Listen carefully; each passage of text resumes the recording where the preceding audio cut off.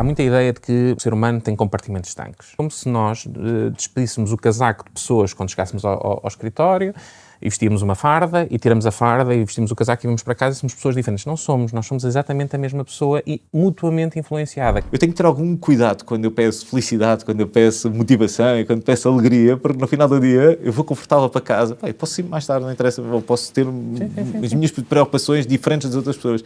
Mas há aquela ideia de que se eu dou formação e se eles vão para a concorrência. E depois também há o reverso, que é e se eu não dou e se eles ficam, não é?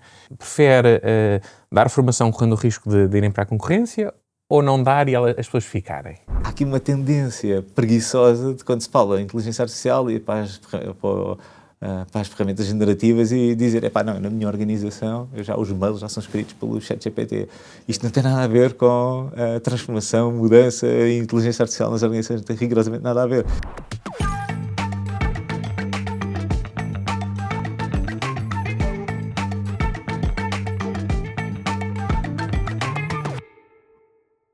Olá, bem-vindos ao LabourCast, um videocast dedicado ao direito do trabalho e à gestão de pessoas. Neste episódio, exploraremos as seguintes ideias-chave. Transformação. Como vencer a inércia, as resistências e os preconceitos à mudança. Vale a pena superar estas barreiras? Inovação. Podemos criar serviços e soluções sem pessoas qualificadas, motivadas e focadas nos resultados? Como podemos reter, promover e incentivar o crescimento de cada colaborador? Futuro. Basta-nos o acesso à inteligência artificial? O acesso à tecnologia é ilimitado e os seus resultados são confiáveis ou controláveis? A transformação e a inovação são momentos ou devem ser filosofias de vida empresarial? Para nos ajudar a refletir sobre estas e outras questões, temos o prazer de receber André Ribeiro Pires, um especialista com mais de 23 anos de experiência em tecnologia e gestão de talento. É um estratega digital focado em resultados que utiliza a tecnologia para transformar empresas e simplificar processos.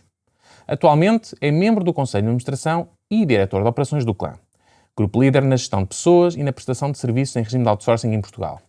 Foi o responsável pela transformação digital e da marca do grupo, tendo lançado recentemente a sua nova imagem do Clã, uma solução de emprego 100% digital para empregadores e trabalhadores. André, bem-vindo ao LabourCast. David, muito obrigado pelo convite. Tenho acompanhado desde o primeiro momento e já fiz questão de partilhar que é efetivamente uma iniciativa muito transformadora, também ela, este LabourCast e os conteúdos que têm sido promovidos.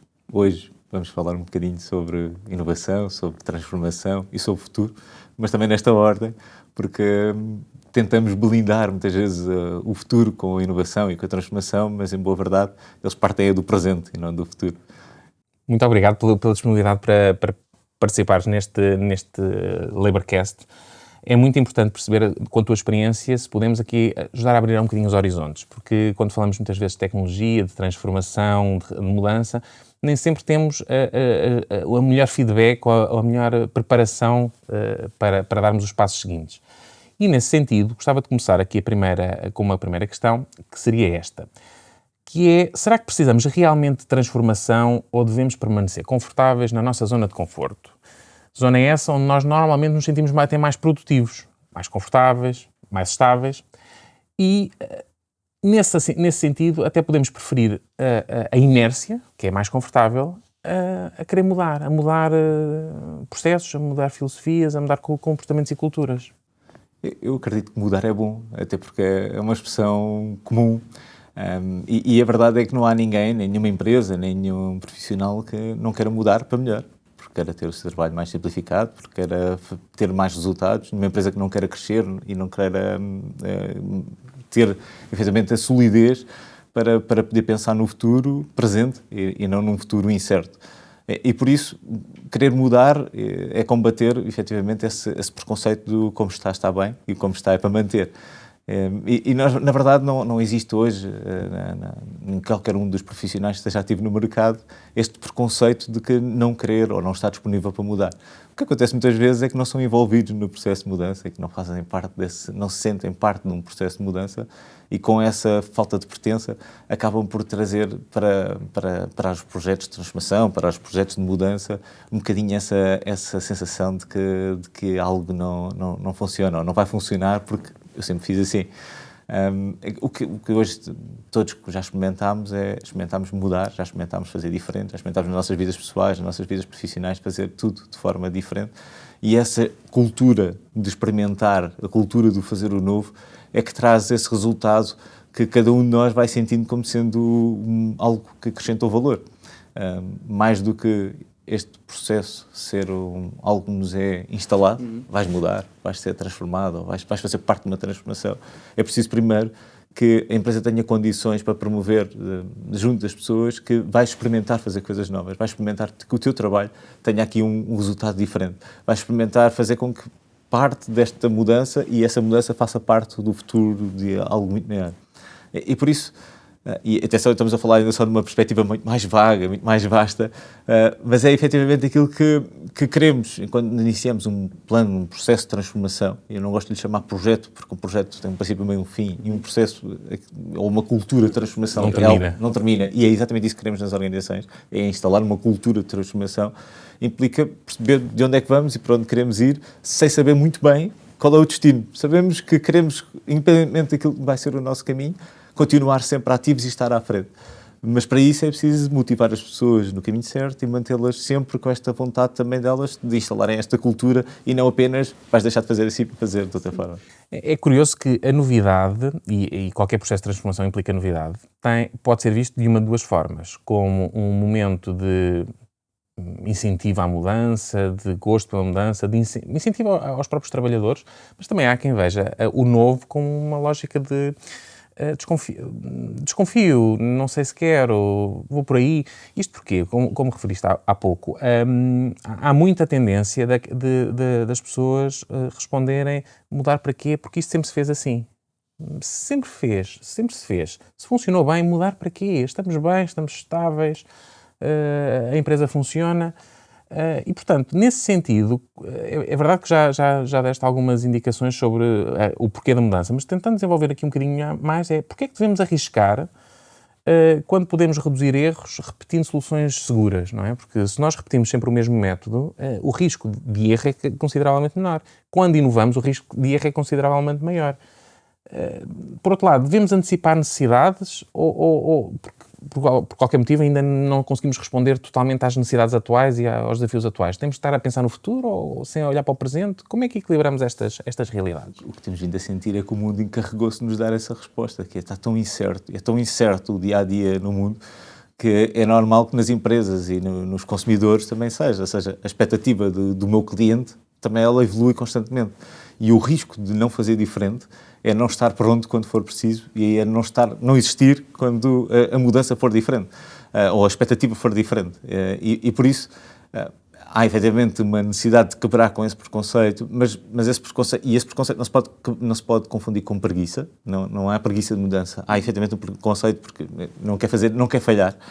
E por isso é que te falava há pouco, é preciso criar esta cultura da mudança ou cultura da transformação, porque efetivamente é ter menos medo ou menos aversão ao risco de falhar. E tolerância ao erro também. Exatamente. É como se tivesse uma oportunidade apenas para acertar no alvo ou ter 3 ou 4. É criar essas 3 ou 4 oportunidades para acertar no alvo sem que haja risco da falha.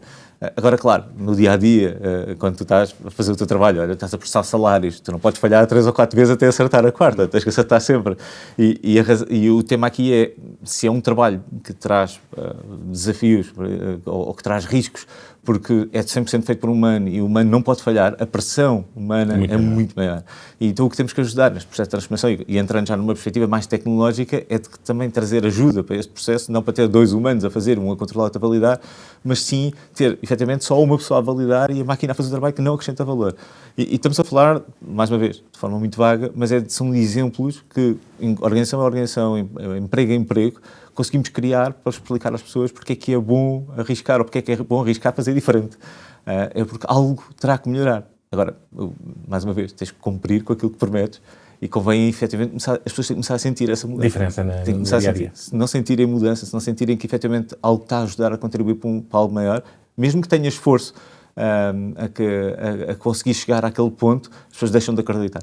E esse é que é o desafio num processo de transformação ou numa cultura de transformação, é manter sempre a motivação, mesmo quando as coisas não correm como se espera, ou não correm à velocidade que se espera. E é preciso, efetivamente, ter este envolvimento constante, ter esta mitigação do erro, fazer projetos cada vez mais pequenos. Dentro de um projeto de transformação ou dentro de um processo de transformação, fazer projetos pequenos. E avaliar os resultados, ajustá-los. Mostrar às pessoas que já ganhaste isto, já evoluíste aquilo, já conseguimos chegar lá. Para quê? mais uma vez, para estarmos preparados para as mudanças constantes que existem no ecossistema, no mundo, no momento, no setor onde se trabalha, estar preparado para aquilo que são as exigências que são colocadas diariamente. Muito bem, e agora pegando um bocadinho na experiência da renovação do clã, que foi um projeto que surgiu agora, mas que é um projeto que vem com um lastro já de vários anos, seria possível dar alguns exemplos práticos da superação das resistências, dos preconceitos à transformação, que nos possam ajudar a perceber onde é que eles podem surgir, como é que eles podem ser tratados, como é que eles podem ser ultrapassados? É fácil. Eu podia-te encontrar vários, mas vou tentar tocar em dois completamente distintos. Um completamente tecnológico. Antes da pandemia, estávamos a lançar a assinatura digital. E tínhamos um desafio muito grande. Era algo completamente novo, éramos os primeiros a fazê-lo, por isso não sabíamos para onde é que iríamos caminhar, não teríamos nada para copiar, e um processo de inovação bem feito também implica copiar, não tínhamos nada para onde copiar, e tínhamos o preconceito que as pessoas não conseguiriam assinar um contrato digitalmente, por várias razões, ou porque não tinham as qualificações, ou porque não tinham os equipamentos, ou não tinham a internet. Havia sempre vários filtros. E tentar ter as equipas todas focadas nos 80% e não nos 20%, e endereçar os 20% para perceber como é que nós podemos os fazer para fazer parte da maioria, foi talvez um desafio muito simples e complexo de resolver. Porque lutámos não só com a dificuldade que era um projeto complexo, que era, com um momento em que não era a prioridade máxima, porque, como disse, foi antes da pandemia, não era a prioridade máxima. Durante a pandemia houve ali uma prioridade, toda a gente digitaliza tudo e aceita-se tudo, e até se aceita coisas menos lícitas, ou pelo menos menos corretas, para conseguir fazer, e naquele momento não era essa a presunção era que tínhamos mesmo que fazer e fazer bem. E aquela sensação de que todas as semanas, até diria menos, quase todos os dias, estávamos a afinar os processos para conseguir dar resposta a novas ambições, a mudanças e tudo mais, foi um processo mesmo muito interessante de envolvimento tanto da organização como de todas as outras pessoas que não têm qualquer relação connosco e que nos viam já como os chatos. Convosco, eu vou ter que fazer daquela forma, em todo lado eu vou a qualquer sítio, eu assino, trazem-me aqui os papéis, agora convosco tem que ser assim. Hoje olhamos para trás, não há ninguém que não queira, no nosso setor, em que trabalhamos com milhares de pessoas diariamente, é impensável hoje em dia andar a distribuir contratos, assinar contratos em papel e recolher, e todos os riscos legais que existem aí, e não ser pelo modelo digital. E estamos a falar de algo que hoje, olhando para trás no nosso processo, é uma parte muito pequena, mas era muito importante naquela altura. Mas enquanto processo de transformação e o momento em que ele passa de instalação de cultura, há também um momento que para nós foi muito importante.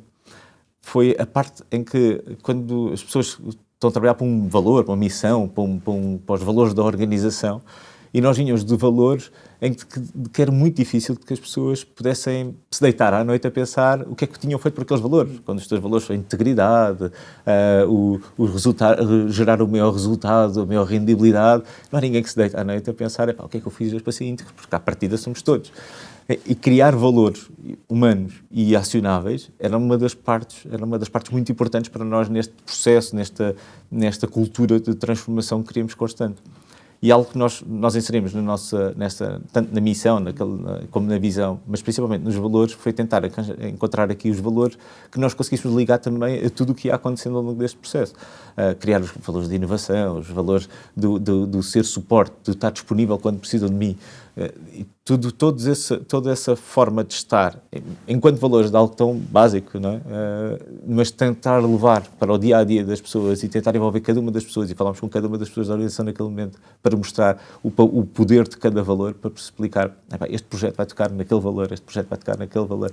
E a ligação entre os valores permite-nos efetivamente chegar ao final do dia e pensar, olha, hoje fui suporte porque trabalhei com um colega meu, ou porque consegui ser mais rápido a responder, ou porque consegui ter tempo para ajudar aqueles que precisavam de mim.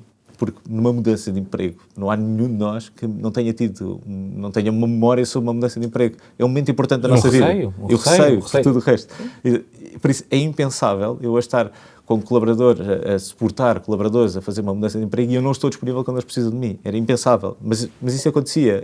E era normal acontecer porque são milhares de pessoas e não conseguimos estar disponíveis no mesmo momento para todas as pessoas. Ou porque têm uma dúvida no recibo, ou porque têm algo do género.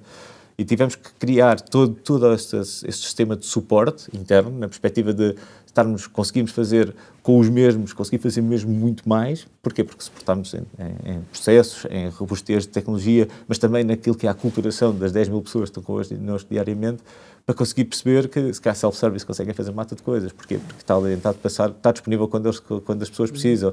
As nossas próprias pessoas terem mais canais de suporte para não estarem dependentes apenas de um telefonema, quando na verdade eu só consigo atender um de cada vez. E tentarmos fazer ali um conjunto de medidas que ao início tiveram algum esforço de mudança, mas o resultado foi tão bom que nos permitiu ter as pessoas muito mais envolvidas neste processo de mudança. Por isso eu diria que só podia falar de qualquer peça tecnológica, e foi uma refundação, nós fizemos uma refundação total da nossa tecnologia. Podia falar de qualquer peça da fundação, mas acabamos por tocar ali em pequenos pontos de que acabamos de ter um papel na aculturação das pessoas que trabalham connosco, que são mesmo muitas pessoas todos os dias, mas ao mesmo tempo de fazer o setting da standard. Hoje é muito do que fazemos, é normal. Gostávamos que houvesse ainda mais empresas a fazê-lo, porque ajudava-nos a ser muito mais rápidos a fazer acontecer, mas temos claramente aqui muitas histórias nos últimos 7 anos para contar. E esse processo também implica que hoje em dia se calhar estejam num estado de evolução que vos permite ter novas, ou melhor, aproveitar novas oportunidades de trabalho sem necessidade de fazer novas transformações ou reorganizações internas, ou um enorme esforço interno para receber essas novas oportunidades de trabalho, não é? Não, tem claro. Outra capacidade de resposta. Claramente. É muito, muito fácil de encaixar necessidades novas.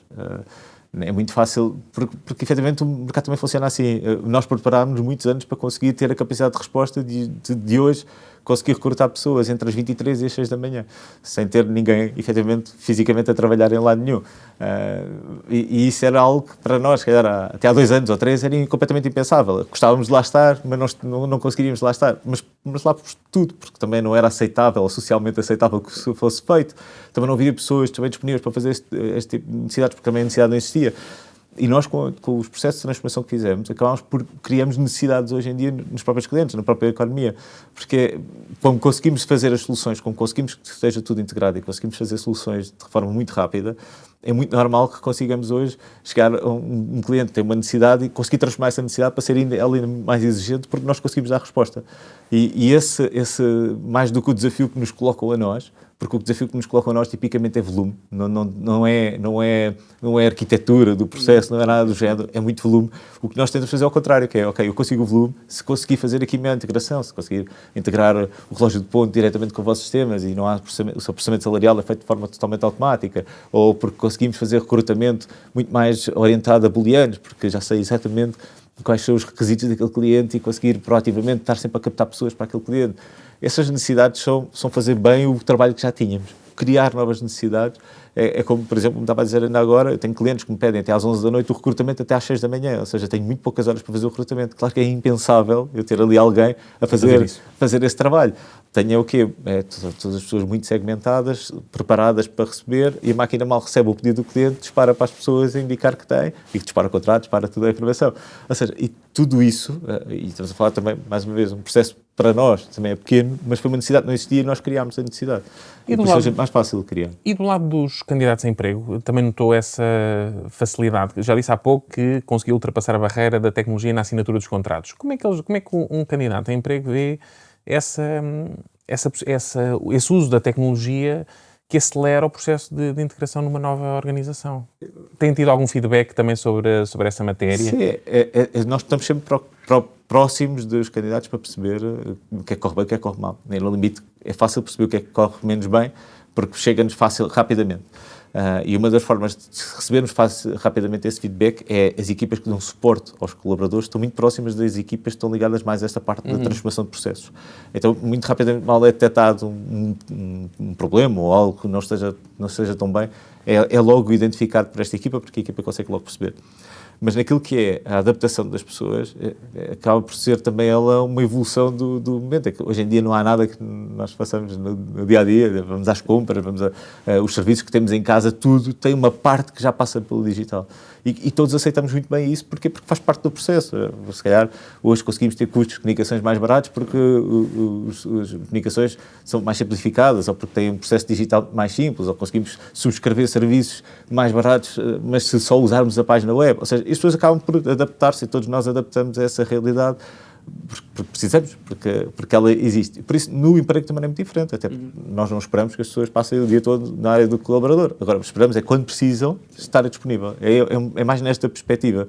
e as pessoas percebem. Agora, eu tenho pessoas que nos procuram, em 10 mil pessoas temos todos os dias ativas, há pessoas que nos procuram pelo WhatsApp, há pessoas que nos procuram pelo telefone, outras pessoas que nos procuram pelas páginas web, outras pela aplicação. Ou seja, eles, independentemente do canal que nos procurem, o que nós temos que garantir, e em qualquer projeto de transformação que seja ligado a pessoas e a clientes, é que a experiência é similar. A experiência é adequada ao canal, mas é similar entre os canais. Ou seja, não é melhor nem pior. Se ele quiser presencialmente, também é possível. O único bloqueio era uma questão geográfica. Mas se for mais fácil para esta pessoa conseguir ir deslocar-se a um local e ser atendido, então a experiência também ela tem que ser igual. Não pode chegar lá e não ser possível. Não, este tema só no digital. Isso não é possível.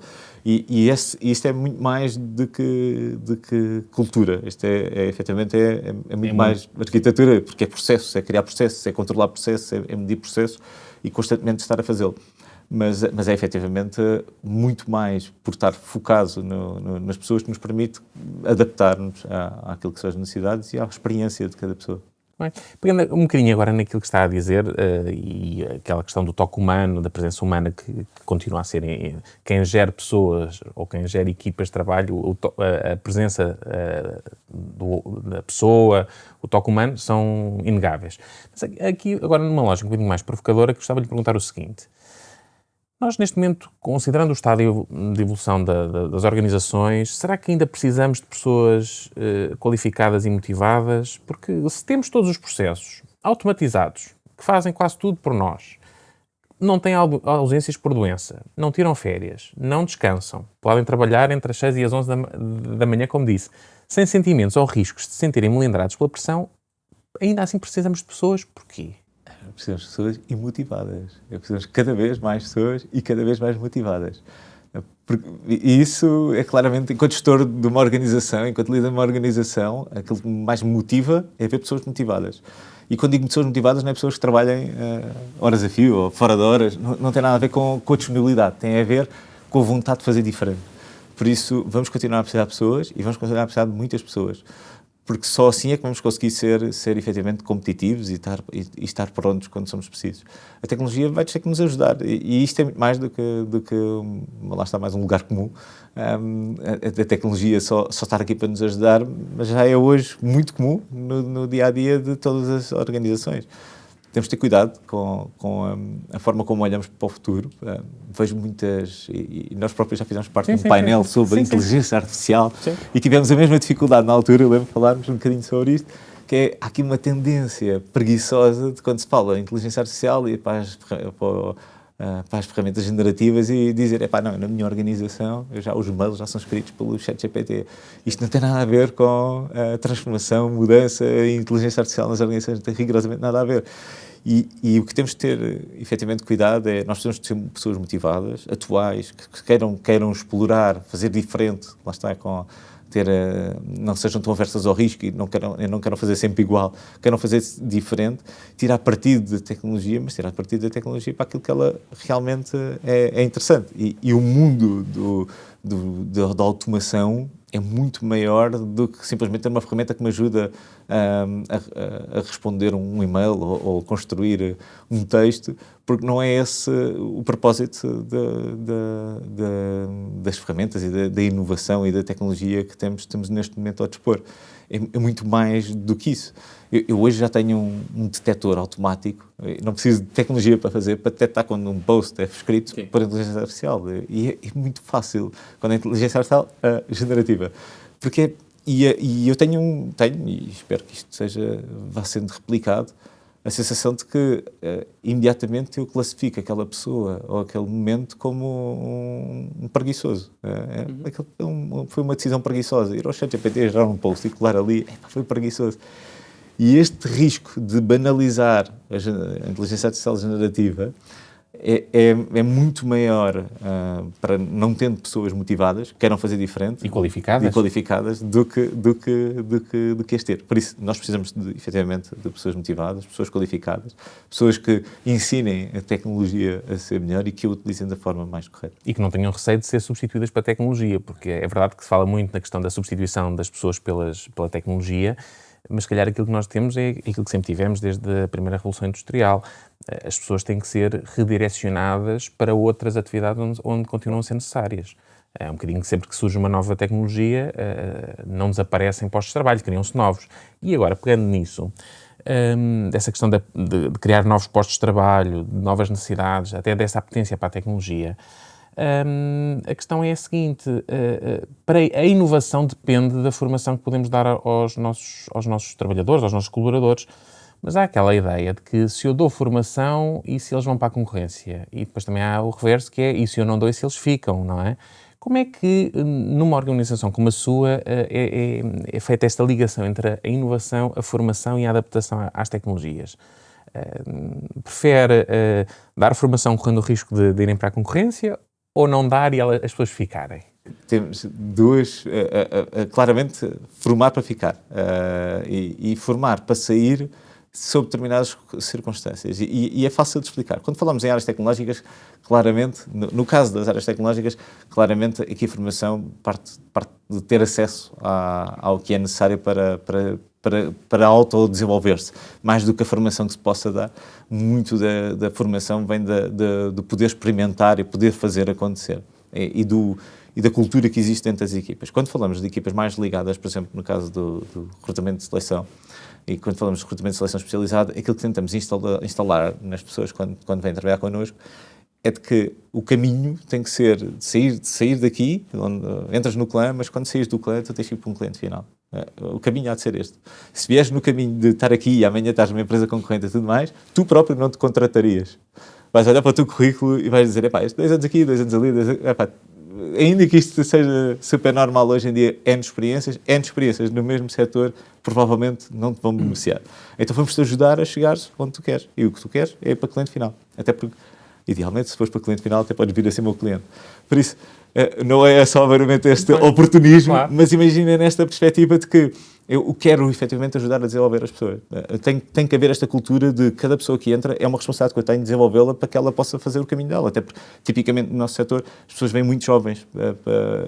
Se não o primeiro, é dos primeiros empregos. Por isso ainda estão a criar a sua persona profissional, ainda estão a criar o seu caminho, ainda estão a desenvolvê-lo.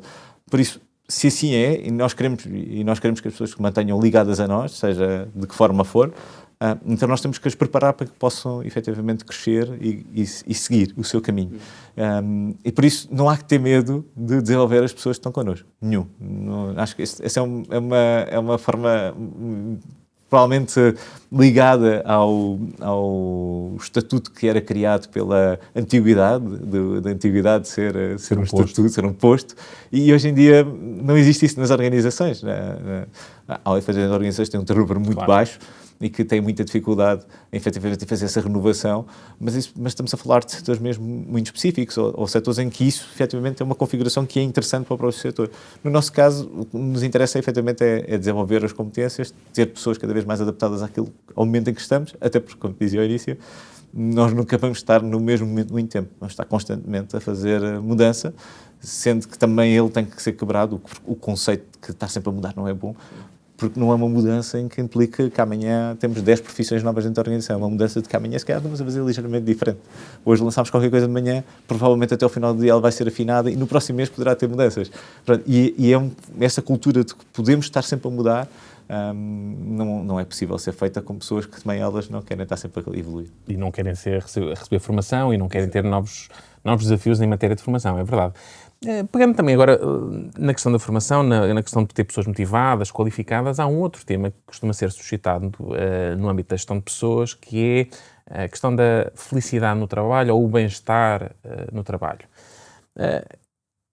Enquanto não formos substituídos por máquinas, e esperemos que seja daqui a muito tempo, eu, por exemplo, como advogado, costumo dizer que dificilmente seremos substituídos por máquinas, a não ser que nos deixemos ficar no sítio onde estamos, porque aí seguramente o ChatGPT vai acabar por ser mais rápido do que nós a responder. Qual é o papel da felicidade no trabalho e do bem-estar das pessoas para a inovação? Ou seja, há alguma relação? De certeza. Eu sou engenheiro, por isso não sei se isso me vai ajudar ou não a partilhar a minha perspectiva sobre o tema, mas normalmente são muito matemáticas as minhas perspectivas nessa orientação e claramente, como dizia, nós precisamos de pessoas motivadas, por isso, e não é possível ter pessoas motivadas e infelizes. Nós, enquanto gestores, enquanto líderes, também temos os nossos dias, também temos os dias onde nós não estamos minimamente motivados. Às segundas-feiras, claro. Era mais difícil do que nos outros dias, mesmo não sendo um momento que é copiável, ele existe, não tenho dúvida nenhuma, e não é por isso que vamos ser menos motivados ou menos preparados para o fazer. Por isso, eu acho que, primeiro, deixa-me dar-te aqui uma partilha pessoal. Eu acho que não tens de ter medo que o teu emprego não vai ser substituído, por isso não vai terminar. Acho que não vai acontecer assim, acho eu, mas não sei se estaremos cá todos para validar. Acho que não vão terminar nessa perspectiva, por isso, efetivamente, nós precisamos das pessoas felizes para fazer o seu trabalho, sendo que há mesmo muitas outras variáveis que podem influenciar a tua felicidade, porque normalmente nós falamos da felicidade no trabalho, mas muitas vezes era impossível ter uma pessoa feliz no trabalho quando tem um conjunto de outros problemas em casa, pessoal. E eu costumo ter essa discussão, até recentemente é uma discussão que tem estado muito presente nos meus dias, não sei explicar porquê, mas tem tentado, efetivamente, talvez porque está a chover muito e porque estão dias péssimos ao final do dia e tudo mais. E quando eu vou no conforto do meu carro para casa, eu vejo mata de gente que ainda tem que apanhar 3 transportes para fazer. E eu não me posso comparar em momento algum com este conforto. Eu não me posso dizer que estou-me a colocar nos sapatos dos outros, quando na verdade eu não passo por metade do que os outros passam. Por isso, eu tenho que ter algum cuidado quando eu peço felicidade, quando eu peço motivação e quando peço alegria, porque no final do dia eu vou confortável para casa. Eu posso ir mais tarde, não interessa, eu posso ter as minhas preocupações diferentes das outras pessoas. Mas eu tenho, efetivamente, um bem-estar que não consigo replicar nas outras pessoas e que me ajuda, efetivamente, mesmo nos meus momentos menos bons, a conseguir, olha, pelo menos não estou a apanhar chuva. E eu acho que isso é que é preocupante. Eu acho que é isso que nós temos muitas vezes muito perigoso nas organizações, é de que tomamos toda a gente pela mesma medida. E, efetivamente, há muita coisa que acontece nas nossas casas que, levando para o trabalho, traz questões na felicidade que não são tão facilmente geríveis. E depois, obviamente, há efetivamente perfis tóxicos, há lideranças mais complicadas, há de tudo nas organizações, não tenho dúvida nenhuma. Há pessoas que têm expectativas diferentes daquilo que a organização, têm uma expectativa sobre a própria organização diferente daquilo que a organização consegue entregar. Agora, lá está, é tentarmos encontrar esse ponto de equilíbrio, é tentarmos ajudar cada pessoa como cada indivíduo. Não vai ser sempre tão fácil quanto isso, mas é realmente importante. E aí é um papel das lideranças, das FIAs, conseguir conhecer as suas equipas, estar muito atento. Eu devo dizer-te que o que acabaste de partilhar, ainda há muito pouco tempo pensei exatamente da mesma forma, e é muito curioso perceber que estes pensamentos foram realmente há muito pouco tempo. Relativamente à questão da felicidade, quando estava a preparar este episódio, estava realmente a pensar nisso, há muita ideia de que o ser humano tem compartimentos estancos. Portanto, é a conciliação da vida pessoal com a vida familiar, é a questão de haver uma barreira entre uma vida e outra, como se nós despedíssemos o casaco de pessoas quando chegássemos ao escritório, e vestíamos uma farda, e tiramos a farda, e vestimos o casaco e vamos para casa, e somos pessoas diferentes. Não somos, nós somos exatamente a mesma pessoa e mutuamente influenciada, quer pela atividade profissional, quer pela vida pessoal e familiar que cada um de nós tem. E parece-me difícil conciliar a ideia dessa total separação. Nesse sentido, na linha do que estavas a dizer, é perfeitamente compreensível que só pode haver felicidade nas organizações se as pessoas estiverem bem em todas, ou quase todas as vertentes da sua vida. Claro que não é possível estar em todas, a felicidade extrema não existe. Não é? E a tua responsabilidade também é limitada nesse sentido. Não? Claro, não tens de conseguir resolver os problemas das pessoas. E não podes ter essa intervenção, mas essa questão do estar atento faz-me lembrar uma filosofia que eu ouvi há uns tempos, que é o walking around, que é o gestor que circula na empresa. Muitas vezes as pessoas podem pensar, não está a trabalhar, está só a passear, ou a falar com aquele ou com aquele outro, mas isso é muito importante para estar atento às necessidades de cada um.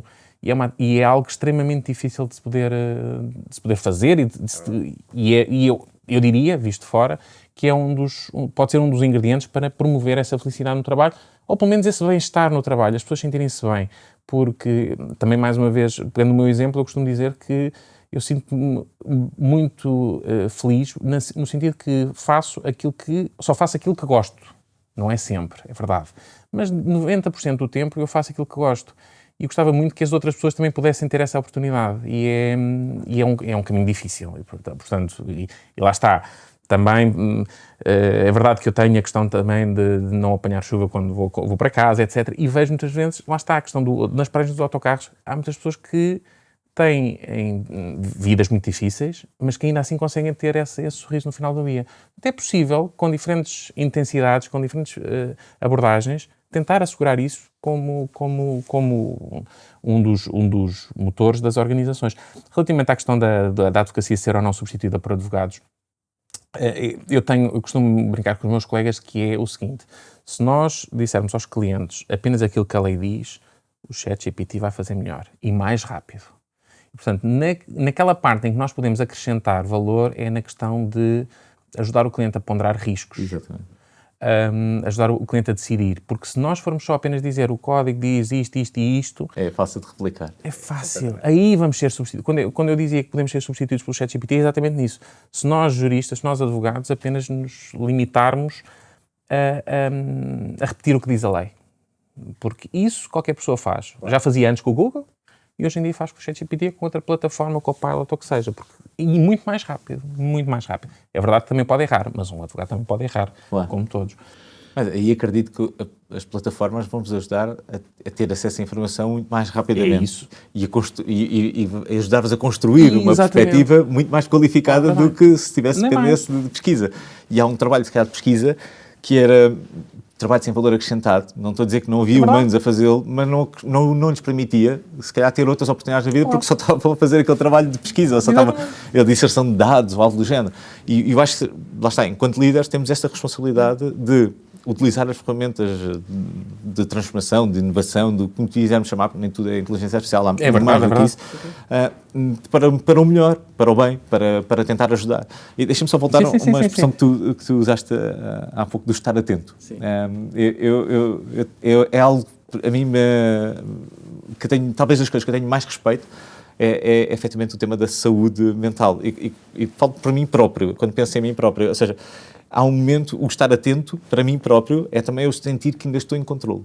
E eu acho que este é um desafio que nós temos de trazer também para as empresas, para o dia-a-dia, para quando estamos a gerir uma empresa, que é perceber se as ações que estamos a tomar, se aquilo que estamos a desenvolver, se de alguma forma tem impacto em alguém que deixa de estar em controle. E deixa de estar em controle sobre si próprio, sobre aquilo que é o controle, o seu controle emocional.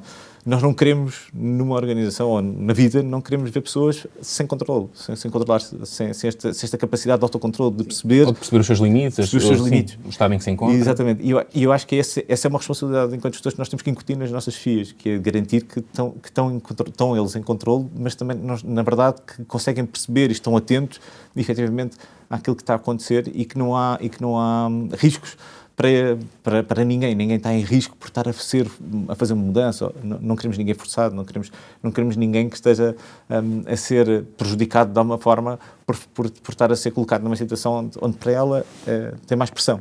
E eu acho que este é muito maior do que implementar a tecnologia. Este desafio é muito maior, mas é o bom desafio da liderança. E esse é eu diria que essa é uma das razões pelas quais nós não vamos ser substituídos, pelo menos tão depressa, pelas máquinas ou pela inteligência artificial, porque o dom da empatia, eu diria, eu sou advogado, não sou técnico, nem sou especialista em tecnologia, mas eu diria que é muito difícil programar com uma máquina para ter o dom da empatia e a capacidade de nos colocarmos efetivamente na posição do outro.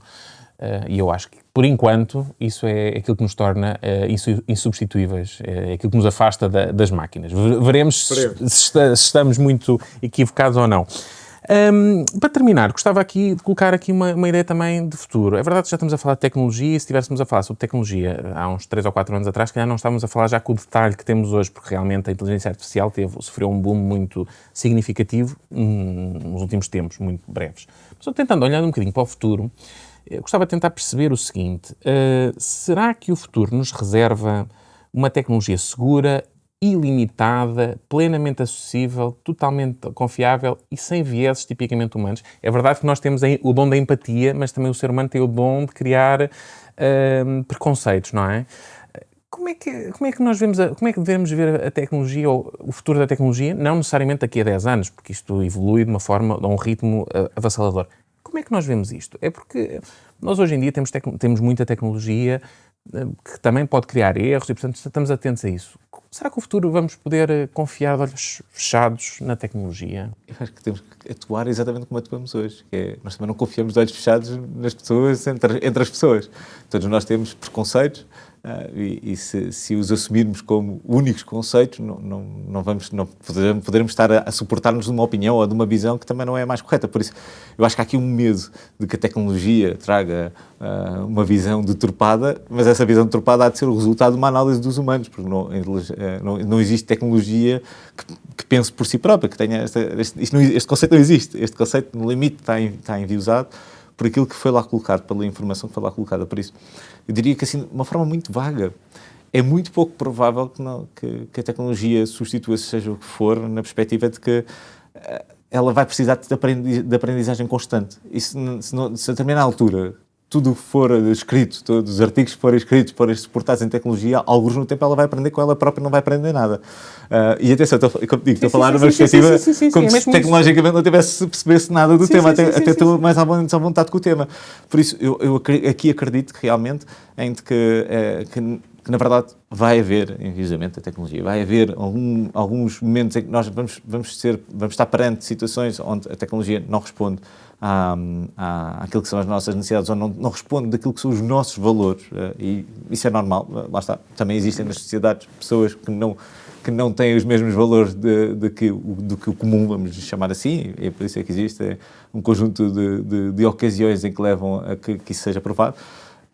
E temos é que saber viver com esse equilíbrio e saber viver então com o desenvolvimento constante das novas tecnologias, dos novos processos, da nova forma de estar, tendo em conta que, obviamente, tem um standard que nós queremos que elas tenham e supervisionando constantemente aqui esta evolução para que não coloque em causa aquilo que são os valores que as sociedades têm que ter ou que as empresas procuram, ou então aquilo que é o normal, expectável dentro da tecnologia. Mas não estou em querer que alguns haja ali uma vontade própria da tecnologia em que destrói o mundo ou algo do género. Acho que a ficção também ajuda-nos a trazer-nos aqui muitas vezes alguns medos que não são bons, mas também obviamente são medos que são interessantes de ir explorando, porque tenho a certeza de que vamos afinando a forma de estar, tendo por base esses receios. Muito bem. André, muito obrigado pela tua disponibilidade para partilhar a tua experiência e a tua visão sobre a transformação, a inovação e o futuro das organizações laborais, nomeadamente na área importantíssima da gestão de pessoas. Muito obrigado pelo convite, David. Foi mesmo muito bom falar sobre o futuro, suportado no presente. Muito obrigado, mais uma vez. Hoje tivemos a oportunidade de abordar 3 ideias-chave para o crescimento, desenvolvimento e consolidação empresarial. Transformação, inovação e futuro imediato, marcado pelo uso intensivo da tecnologia. Debatemos como vencer a inércia, as resistências e os preconceitos à mudança. Explorámos se devemos transformar processos que sempre foram assim e se é prudente arriscar quando podemos reduzir erros, repetindo regras seguras. Procurámos dar exemplos de superação de resistências e preconceitos à transformação. Afastámos a possibilidade de criar serviços e soluções sem pessoas qualificadas e motivadas e sem um uso responsável, cuidadoso e informado da tecnologia. Finalmente, os locais de trabalho devem ser espaços de bem-estar. Será que a legislação laboral permite cuidar das pessoas e atender aos seus anseios e necessidades? Contamos convosco para prepararmos o trabalho de hoje e as organizações laborais do futuro. Podem seguir-nos, nomeadamente no blog Direito Criativo e nas plataformas Apple Podcast, Spotify e YouTube, bem como enviar-nos as vossas questões, sugestões e comentários. Até à próxima semana.